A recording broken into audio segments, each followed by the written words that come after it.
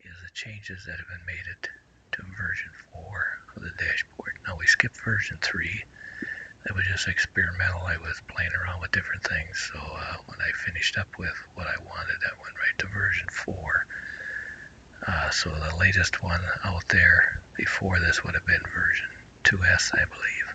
So all we're going to talk about is what's been added in version 4.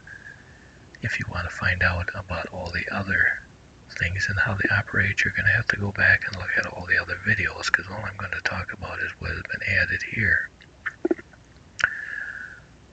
Okay, the first thing we'll see is down here is a bar graph. And any of you are familiar with the old casinos, remember we had a bar graph in there. This basically tells you the direction of these 28 pairs. I call it market direction, but it's not really the entire market. It is the market direction of all 28 pair here. So right now it says 50% are in the red, 50% are in the green. That means half of these are above their daily open and half of them are below the daily open. That's basically all this tells you, is what the reference is to the daily open. So right now it's kind of a 50-50 split. Half and half. Half are above their daily open, half are below the daily open.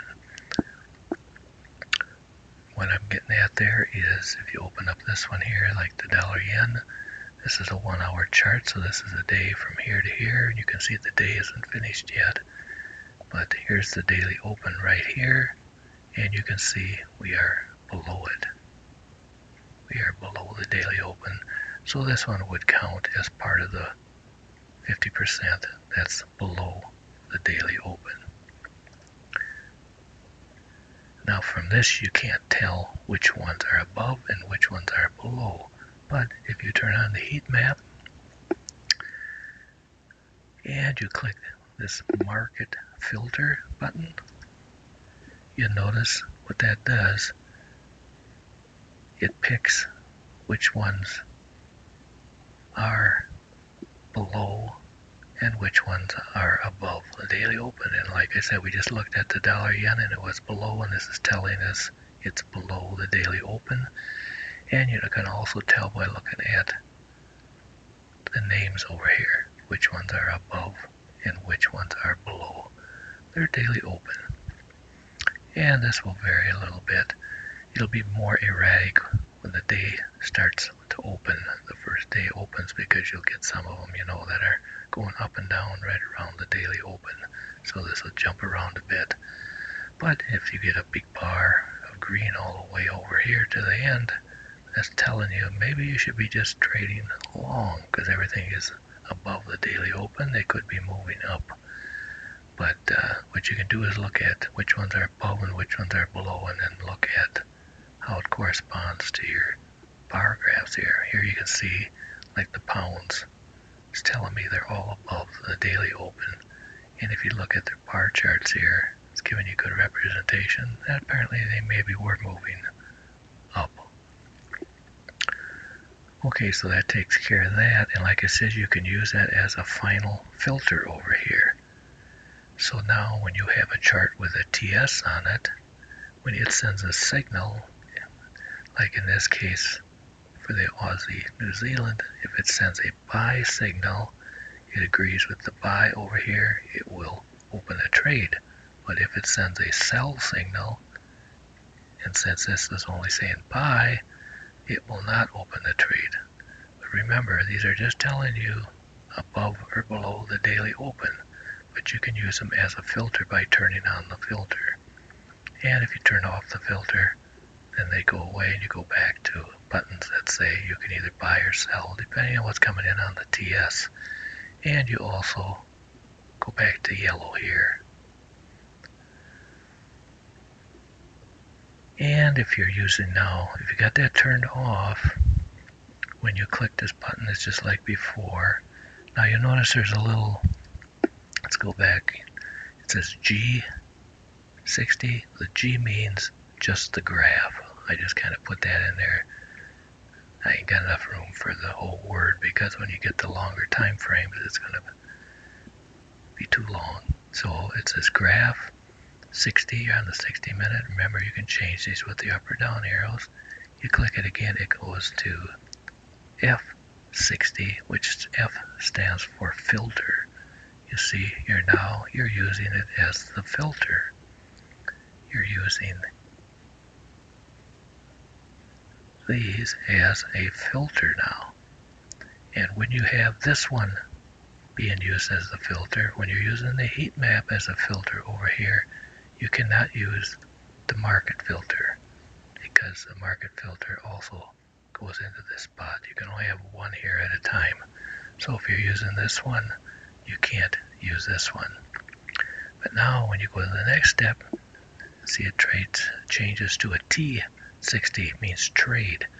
Now what we're looking for is signals that will appear in this column here. And right now we got a long signal on the Euro Swiss. And as you can see, these buttons have all changed to buy or sell. So whatever this signal tells you is what will happen with the trade, because you got buy or sell over here. Now, since we're not using the filter along with the heat map, we can turn on the market filter, and you will see that adds the market filter now. Like I say, you can only use one or the other, not both of them. And in this case, we're getting a long signal from the heat map. This is the heat map, 60-minute heat map, that's giving us a signal to go long, and it does agree with the long signal because we're above the daily open on the Euro Swiss. And if you go look at the Euro Swiss, this is basically what it looks like right now. It's telling us possibly long. And as you can see, daily open, we're above the daily open, and the 60-minute heat map is telling us to go long. Right now I'm doing this in the afternoon, and the market's going to be switching over here in about 2 hours, so you really wouldn't be taking any trades at this time anyway. Okay, so that's basically what those do. This is always on, and you can turn that off, you can turn the graph off, whatever you want to do. And remember, if you have the graph on, what it does, it puts it over here on this side. So the choice is what you want to do. Okay, now also along the bottom we got some buttons here, similar to what we had before. I think we've had all these other than the gap. We've eliminated the reset button. So if you click on the coral, this is correlation. Click it once, gives you correlation in the same direction. Click it again, it shows you the ones that are moving in the opposite direction. And then before you had the reset, which you clicked and it cleared everything out. Well, in this case, just click the button again. Or if you leave it on, then you go to want to look at the hash. Click the hash. The hash will close it out and open up the hash. Same way with RSI. We can just go over there and open RSI. It will close the hash, and now we got RSI.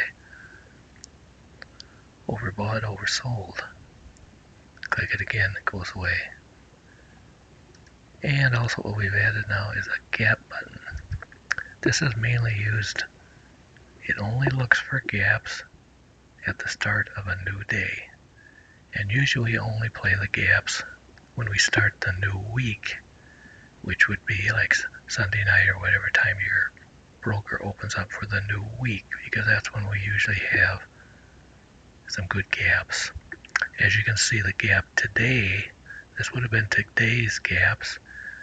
We only had 7.2 pips of gap in the long direction. That's adding all the ones that went long gapped, and 3.9.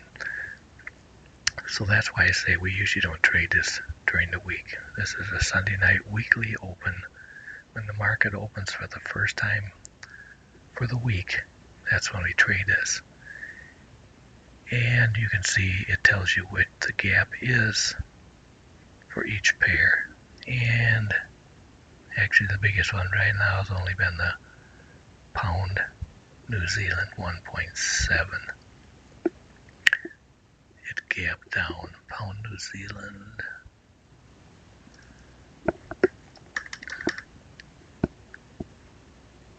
And here you can see the gap right here. It's not very, it's like it's 1.7 pips. Here's the close from the previous day. Here's the open, and you can see a little bit of a space there. So that's why I'm saying we don't trade this during the week. This is just used for the week. And to trade it, you can do whatever you want. You can decide if you just want to pick the pairs that are, got a gap of at least, say, 5 or 7 pips, whatever you want to do, or you can play them all. And what you do then, of course, you would just build a basket, or not a basket, but you can do this on single charts. Open up all 28 pairs, or whichever pairs you decide to pick from this list, and you put the swing indicator on them. Because normally when you get a gap, let's go back to that pound New Zealand. Does that look, yeah, I bet you, well, you would have had one right here probably. So if you would have put the swing indicator on there, you would have ended up, you would have got a signal right here. And then basically what you're doing is letting the swing indicator decide what you want to do. In this case, we would have went long, because the gap would have been, or the little, remember that little ball, a little green ball would have been right here on the swing indicator. And so we would have went long. So we let the swing indicator decide which way to take the trade. But this is just, you're just picking pairs. Like I say, you can do all 28. I think I did all 28 last weekend, and I ended up with like 150 pips to the good. And last weekend, or I should say the start of this week, was not all that great. I think was only 200 or 300 pips altogether if you had both of these together. So you may want to take that into account too when you look at these numbers. If you only got 150 or 200 pips when you add them both together, you say, there's not enough gap there to play with. But you'll have to do some experimenting with it once and try it.